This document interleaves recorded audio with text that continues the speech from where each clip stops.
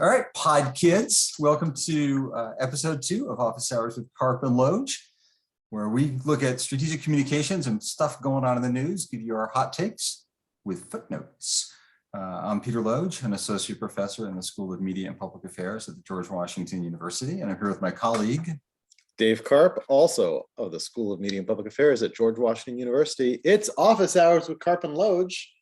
It feels just like the two stopping by our office hours where the two of us interrupt each other and maybe make fun of each other a little. And may or may not help students. Really, that's sort of coincidental. I figure I teach to amuse myself, and if people learn along the way, well then, that's just a happy coincidence. That's gravy. It's a bonus. It's a bonus, really. I figure, I don't know, it's a thing. I got nothing there. So what are we doing? How are you feeling, Dave? You got a new Mountain Goats t-shirt on. Tell the people about This is one of my finest. This is from their latest tour. It's one of my finest Mountain Goats t-shirts. Do we get to see all of it, or I can just see the top? Do the whole. Here we go. As we all know, since podcasting is a visual medium, I'm wearing a different Mountain Goats shirt every single time we record. That's also our way of knowing that we record on days when I don't teach, because on days when I teach, I wear shirts with buttons. That's called me dressing up or showing my students respect. It's showing your students respect, and also just what happens to be clean. I still think you need Mountain Goats merch that says Mountain Goats like over the pocket, like those golf shirts. We can look into it. Button down with the thing. I think you could. I think there's a very good podcast called "I Only Listen to the Mountain Goats," which is interviews with John Darnielle of the Mountain Goats about his songwriting process. They have merch, so I could at some point wear a shirt that says "I only listen to the Mountain Goats." That'd be very meta. That'd be very meta. Yeah. Get him to listen. We could get him as a guest. We can try. It's Office Hours with Carp and Loge, where I tell you about different podcasts you should listen to instead. Tune into here. You should be listening to. I should say we had a good first week. More than 100 streams between YouTube and the pod platforms. And people do see on YouTube. People do tune in, so they do see whatever that Mountain Goats design was. That wasn't a goat? All right. No, that design you have. That was not a goat. I'm very confused. And we got fan mail from the first one, which is cool. Somebody on Twitter said it's 100% worth listening. On YouTube, somebody I think appropriately said started with a heavy eye roll, but then stuck around for the episode, and especially like your insights. And I think starting with a heavy eye roll is the way to go. There we go. I got other email from a friend who's a comms director at a big deal organization here in town. Said blankety blankety blankety blank blank blank. We're a family show, so I can't say what he typed. But then he stuck around, listened to the whole thing, and still insisted we should have been talking about inflation because that's really the only thing that matters and all that anybody's talking about. Well, if you stick around until the very end of the episode, we'll mention inflation at least once today. At least once. So tune in. Who knows what'll be? Don't go anywhere. You gotta wait for it. Don't go anywhere. You gotta wait for the inflation. How nerdy a DC thing is this? Hey, coming up, inflation. That'll be fun. That's how we try to get people to stick around. Office Hours and Carp and Loge, two people who are used to their audience being required to be there and graded for being there. And nodding and pretending as if we know what we're talking about because their futures depend on it. Listen in and write us fan mail because that's your participation grade. we're keeping track. That's not entirely true, although there's now threatened merch kicking around the Twitterverse, which has me somewhat alarmed. Yeah. I'm terrified. I also want to note this is their second episode, and so far no mattress dealer has become a sponsor of this. I don't know if I like Casper mattresses or a different mattress more until somebody pays me to have an opinion. I think that's fair. We are open. Just sitting there. I was a lobbyist for America's Funniest Some Videos. Whatever pride I had is long gone. I can be bought. So yeah. Hey, should we talk about politics? Sure. Let's do it. You first. What do you want to talk about? So I feel like this is the week for us to be talking about Supreme Court nomination. That was the big news of this week. Of course, the pod drops on Tuesday, so it'll be last week by the time everybody's hearing this. No. Well, only half of it. They're not voting till about probably April 4th. Sure. But I think this is the week to reflect on the hearings that were just happening in the Senate, the good, the bad, and the so much ugly. Yeah. What were your takes? I think there are a couple of things. So first is, I want to just pause to recognize how important a moment this is, right? Judge Jackson is in all likelihood going to become the first Black woman to sit on the United States Supreme Court. And that's a big deal. And you and I have both been doing this for a while, long enough to be cynical. And it's just kind of amazing every now and again to look up and go, wow, this is to step out of the cynicism and do what I think Senator Booker did, which is just recognize the moment, which is apart from the theater and Josh Hawley and Ted Cruz doing whatever it was they were doing, and Lindsey Graham throwing temper tantrums and all the awful email we're all getting, like all of it, you set aside all that garbage. The existence of those hearings and the likelihood that she's going to be a member of the United States Supreme Court is really pretty cool, I think. So I think there's two layers there, right? So on one level, I fully agree with you. This is a historic nomination, and it's worth pausing and recognizing history as it happens. And then there's the other level that this is going to take a 6-3 conservative Supreme Court and leave it a 6-3 conservative Supreme Court. She is going to join a minority of justices who still really believe in things like making sure that the law today is in keeping with the law yesterday, even if that inconveniences a set of conservative stakeholders who have gotten much more ambitious and are seeing their strategies work out at every turn. Well, let's talk about that. I mean, we're a strategic communications podcast. So what are talk about the strategic columns you see going on in and around both last week's hearings and then next week, where they're going to have all the other outside witnesses, and what's going to happen between here and the confirmation vote. Sure. And the thing that stands out most to me is, even though, again, this is historic, the stakes here are kind of small because the results are already dialed in. Like, this feels similar to the Comey Barrett nomination and so different from the Kavanaugh nomination.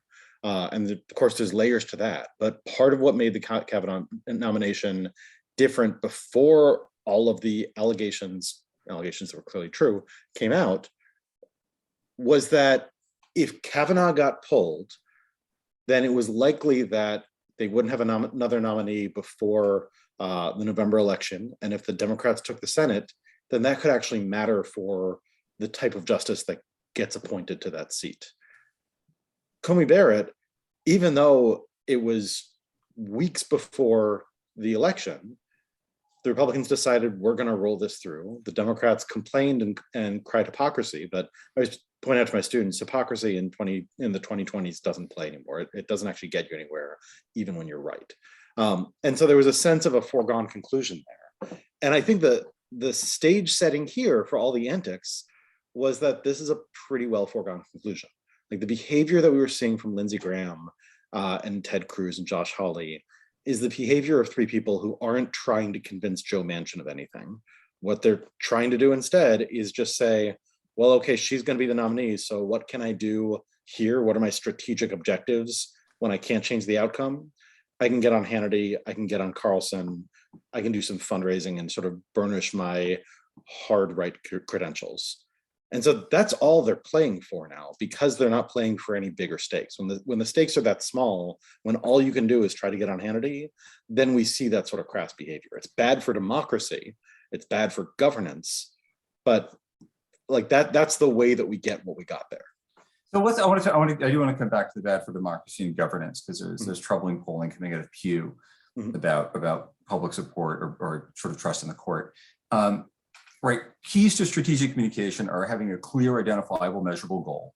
Right, not raising awareness. Right, it's by the way, it's a stress awareness month in April. So now you're aware.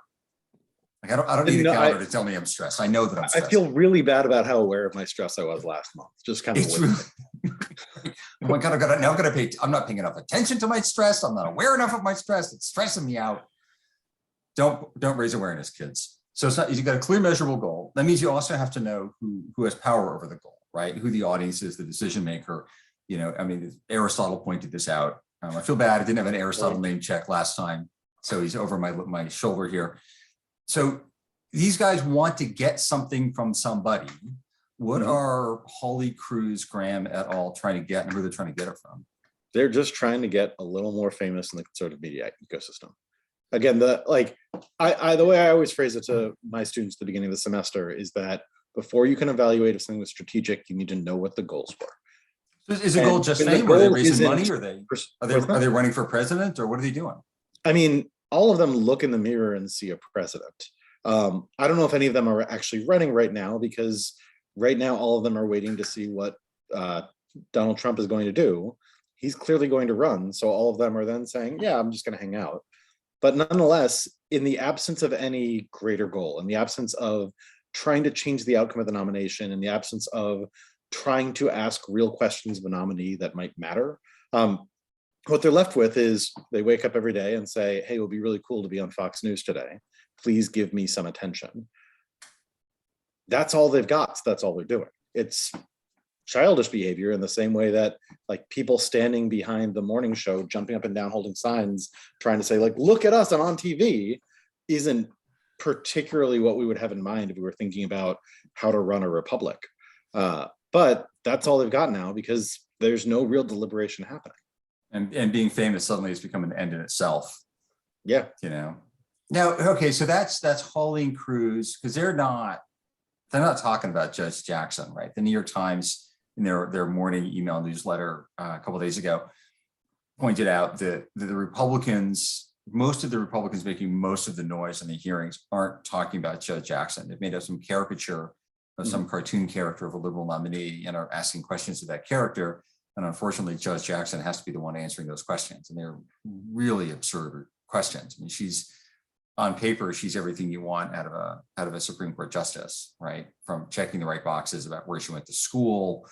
Oh, she's one of us. She went to the right schools that we went to, right? If you look at her record as a judge, if you look at her career as a public defender, she's worked in corporate law, she's done all these things. So they're not arguing against her, right? They're arguing against some cartoon character, right? And I think part of that is also to remind Republicans in 22 and 24, Democrats are scary, look, there's a black woman, be afraid, be afraid, be afraid. Right. So they're kind of doing base, they're feeding meat to their base. So their base keeps doing things like writing checks, showing up to vote in primaries and generals, and just, doing all the stuff the far right base has been doing so well for the past 5 to 8 years. Right. Did you ever watch the movie Super Troopers? Oh my, of course I did. Look at do not know me? I feel like we had a thing. Of course Okay, for our listeners, you would even ask. Very good movie. There's a scene. It's worth watching, but it's not a good movie. There's a scene in Super Troopers where they pull somebody over for speeding, and they play a game called Meow, which is to see how many times when they're talking to this scared teen they just pulled over, how many times can one of them say the word meow without the teen catching on, or just like how many times can they fit it in? And like Ted Cruz was basically doing Super Troopers Meow bit for critical race theory. And again, that's because the game there is the more times I can say critical race theory, the more times Hannity will put me on air. The more I get to be on Tucker Carlson. Now, again, when we think about the Senate as an august deliberative body, the Senate shouldn't be Super Troopers, clearly. But also it is like that. That's the Senate that we have in 2022. So of course he was doing that. I just want to point out that you've now invoked the Beetlejuice. Beetlejuice. So you say it 3 times, a really scary near dead guy shows up and tries to dismantle your life. That's a weird. I feel like Beetlejuice might actually be kind of an interesting metaphor for our political landscape at the moment. Another good movie, though. We're now going so far back in time that a lot of our listeners may not have been alive when that movie came out. I've given up on that. Most of my students are. I gave up. I send around clips of things. It's fighting a losing battle. Our students did things like study to get to a good school rather than watching bad television. And I think I worry for America's future. Although I do have one who still sends me screenshots of Columbo, for which I'm eternally grateful. Love Columbo. None of which is to the point. I think. All right. It's not just the right, though. It's not just the right. I promise we're going to come to the ethics stuff because, I'm that guy. But we are also getting, you and I are both getting a lot of email from the political left saying, sign this petition, insist that Judge Jackson be confirmed, give us $50. If you don't give us $50 right now, we can't stop the radical right on, right? So the Democratic Congressional Campaign Committee, the DNC, other liberal activist groups are similarly drowning the left in email, getting them to weigh in on what is effectively a foregone conclusion to raise money, to list build, and to further demonize the far right. Mhm. Right. I mean, so strategic comms at this point isn't about Judge Jackson. It's about raising money. It's about getting on TV. And it's also, I think, if you're an organization, you want to demonstrate you're in the battle, right? You want to demonstrate that you're relevant, right? Mhm. It looks good for your donors. It helps you get the next meeting. Oh, I saw this guy on C-SPAN. It helps you get in the press, which then helps you list build and get power. I think, and it's not a bad thing, right? But I think it's what groups do. That the interim president of the Leadership Conference on Civil and Human Rights testified, for example, Wade Henderson, really smart, really good guy. The Leadership Conference is a civil rights coalition of record in Washington, important group doing important work. He testified, but he of course didn't do it, under the cloak of darkness. It was pushed out over social media. They were talking about it. So the Leadership Conference can tell their members, look, we're in the game. Our guy is testifying. Hang out with us, support our legislation, be part of our coalition, send us checks because we're in the game, which then makes it easier to be in the game, right? I mean, part of it is there's so many of us in Washington, right, that you have to fight really hard to get any attention. And one measure of power is who returns your calls. The better one is who calls you, right? And if you're seen in the Times or the Wall Street Journal, the Washington Post, or on C-SPAN or talk shows, as weighing in on this, then you're worth weighing in on things. So people then come back to you, which is good for the ego, but also good for building power, building money, building lists. None of which has anything to do with Judge Jackson, and everything to do with the theater at which Judge Jackson just happens to find herself at the center. Right. And so I see a couple of things there. One is, again, if the votes have pretty much been counted and we know how this is going to go, she's going to get confirmed, barring something really weird and surprising. That certainly no one is planning for or campaigning for that we can see. In that context, your goal isn't, hey, we got to work really hard to get her confirmed, because you don't need, this goes back to Robert Dahl, another classic from my classes. Robert Dahl's theory of power, that power is when actor A can get actor B to do something that B wouldn't otherwise do. If she's already going to get confirmed, then you are not strategizing to get her confirmed. That's kind of dialed in. So what do? You do what you can with this moment. And that's probably going to be list building. That's probably going to be fundraising. That's probably going to be strategic comms against the opponent. The thing that I think makes it a little more interesting is, well, I think you're right about using that in order to burnish your credentials so that you get that next phone call, you get that next meeting. That's also, I think, a theory of power which works better back when Congress was still working. Right. So the deeper struggle here for organizations on the left is, since we're still going to have a 6-3 Supreme Court, which is still going to be invalidating voting rights, overturning the administrative state, quite possibly this summer, or overturning Roe. In the midst of that, the question is, are we trying to legitimize a court that is fundamentally illegitimate? Or are we trying to stand up to it? So what you need to be doing with this is, like, yes, list build, yes, fundraise, but also recognize the broader moment that we're in, that while this is a historic nomination, it's a historic nomination to an institution that needs to be radically changed. Like, they either need to expand the court or else be prepared for a war against the fundamental rights and laws that we've enjoyed since I was alive. Well, since there are two parts of this, right? One is, first of all, because we do offer hot takes with footnotes. I was just looking at the Dahl piece. It'll be on peterlodge.com/podcast, where you can watch us in person and see Dave's Mountain Goat t-shirt collection. We're going to keep having podcasts until he runs out of t-shirts.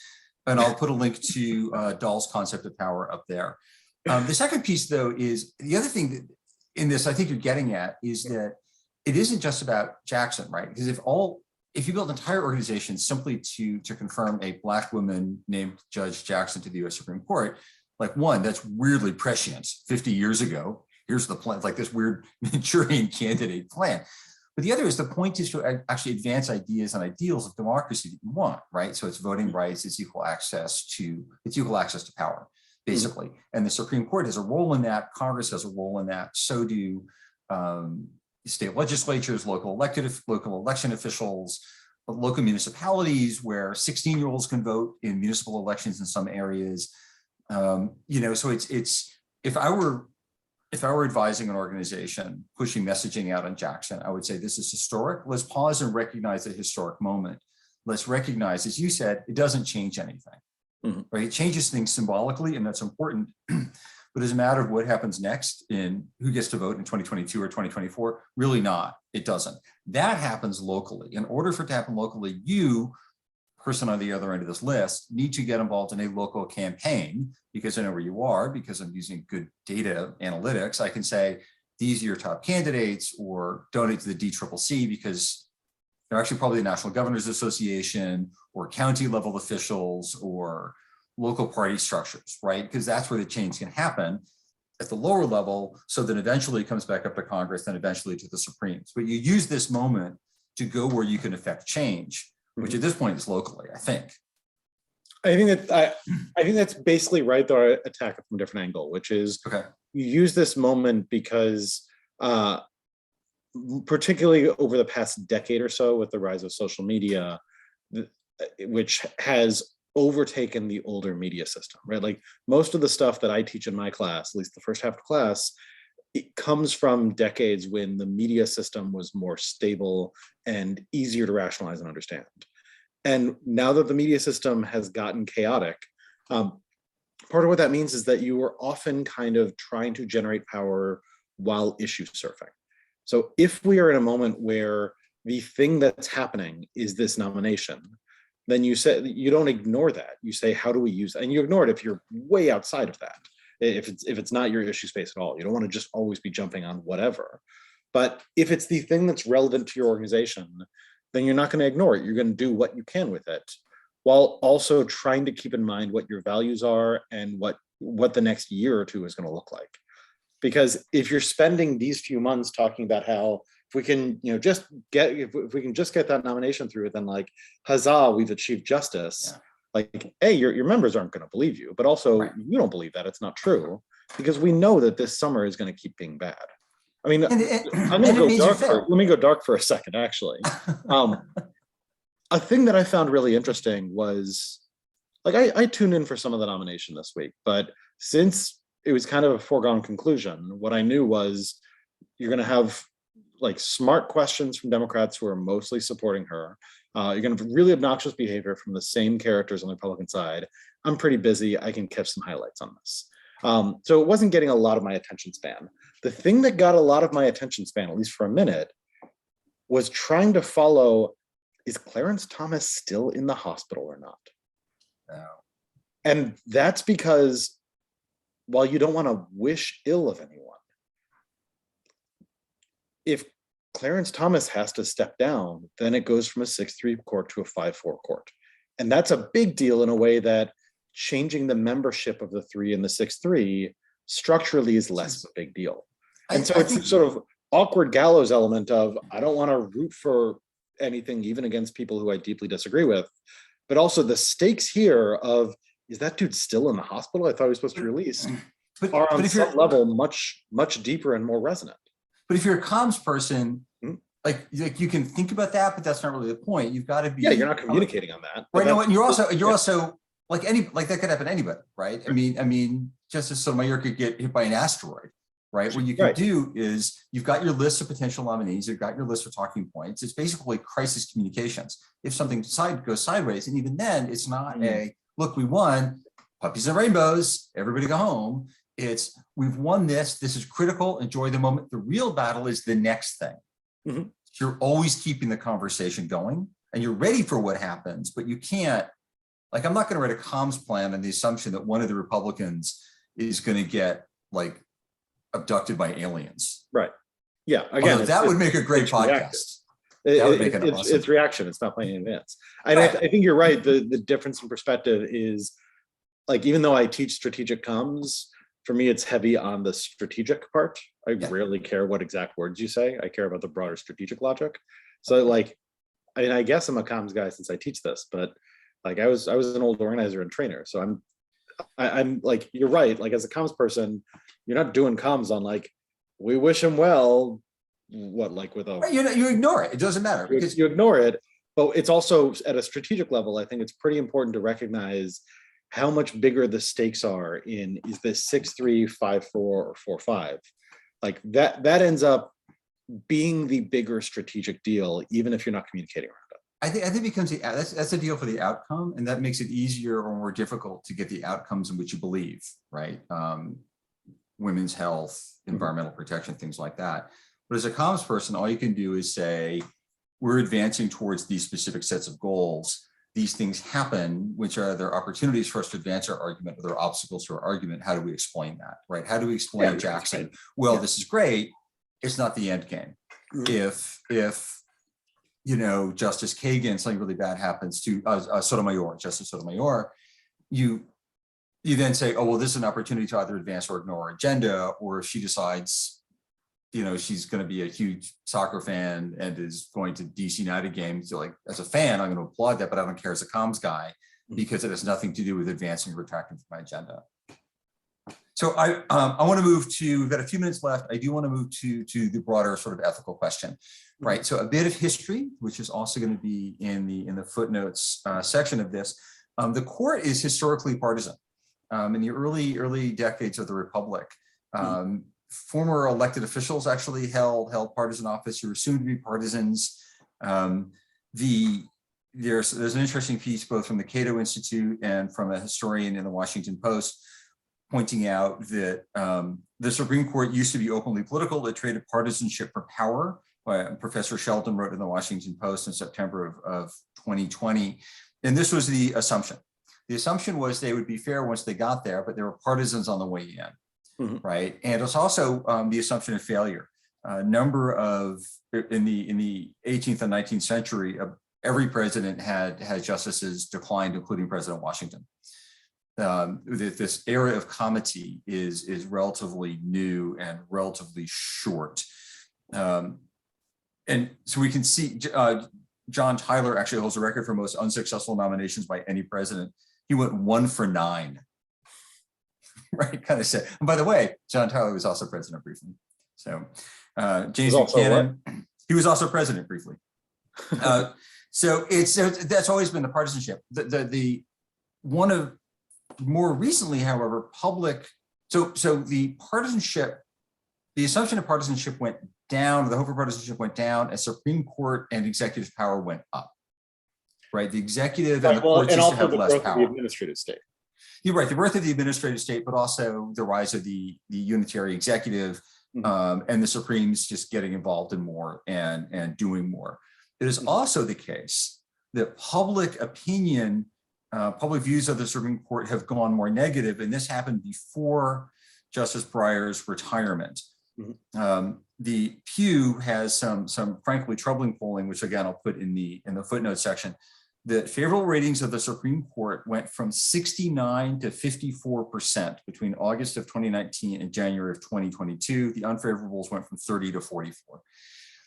And liberals now have a seriously decreasing opinion of favorability of the court, went from a favorability rating of 55 in August 2019 to 36 in January 2022. So here's the important question: what's wrong with those 36? Yeah, well, but it's part of it though, is that are we doing the nation a disservice by making this instead of saying liberal versus Democrat, should we be saying constructionist or historical, or like should we be describing the political philosophy rather than the political party?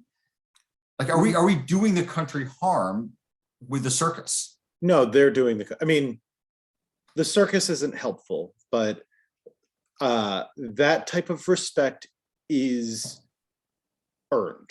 And this is not a court that has earned it. In all honesty, I'm not surprised that 36% of liberals are still positive, because the mass public doesn't pay a lot of attention to politics.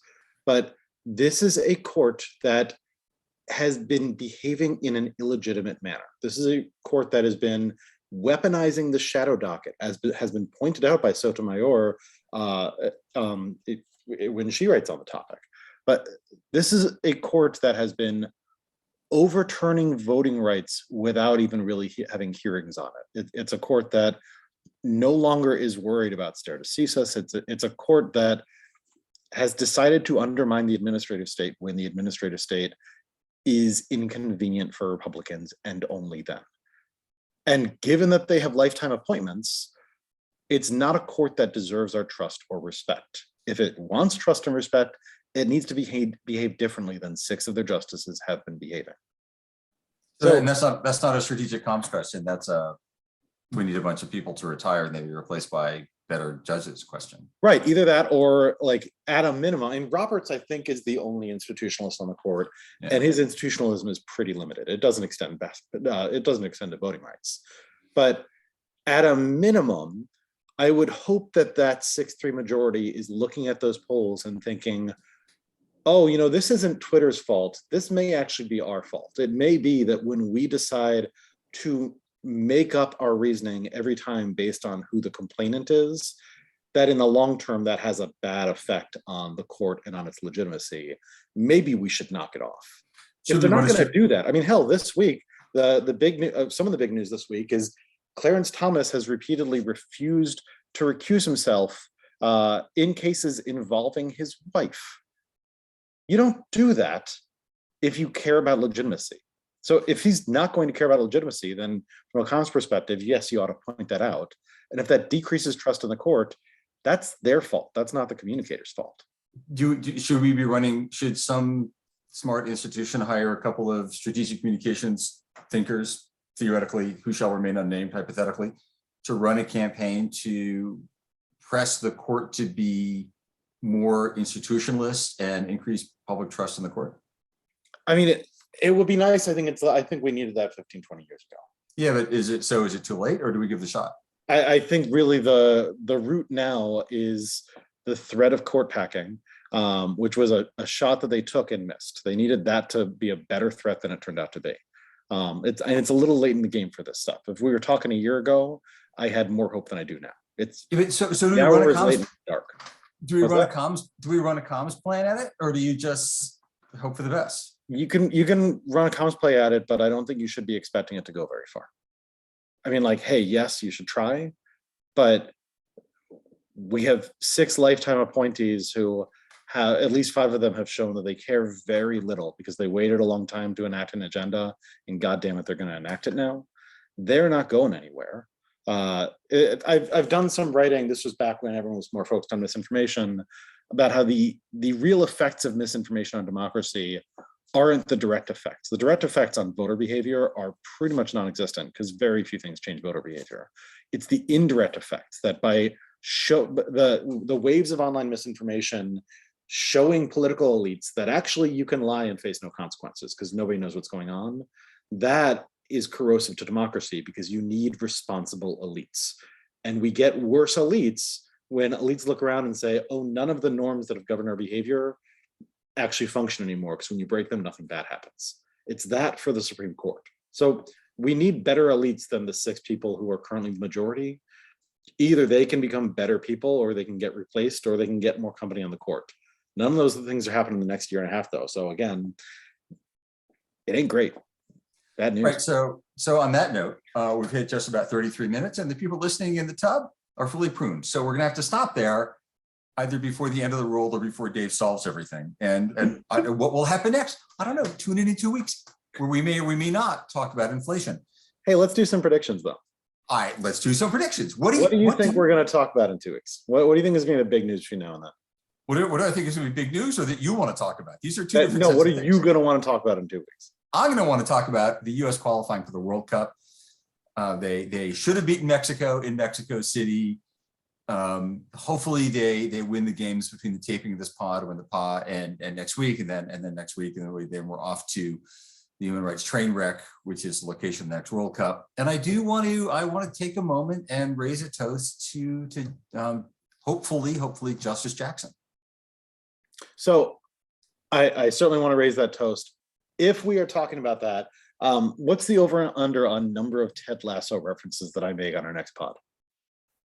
Oh, for heaven's sakes. Have you ever actually watched the show Ted Lasso? Of course I have. Okay. That's the most you've ever watched soccer is Ted Lasso. That pretty much, yeah. What's your prediction? What's your predictions? So What are you looking for? My hunch, wait, in soccer or No, I don't. I really don't care what you have to say about soccer. I'm a big AFC Richmond fan. I really am. But they're not playing because they're not real. This is why the world hates American soccer fans. It's one of the many reasons. So my hunch or my spider sense for 2 weeks from now is that chaos upstream in global affairs and supply chains and domestic actors who want to message around the economy means that we're probably going to be spending sometime in the next 2 weeks, we're going to start talking in a big way about inflation.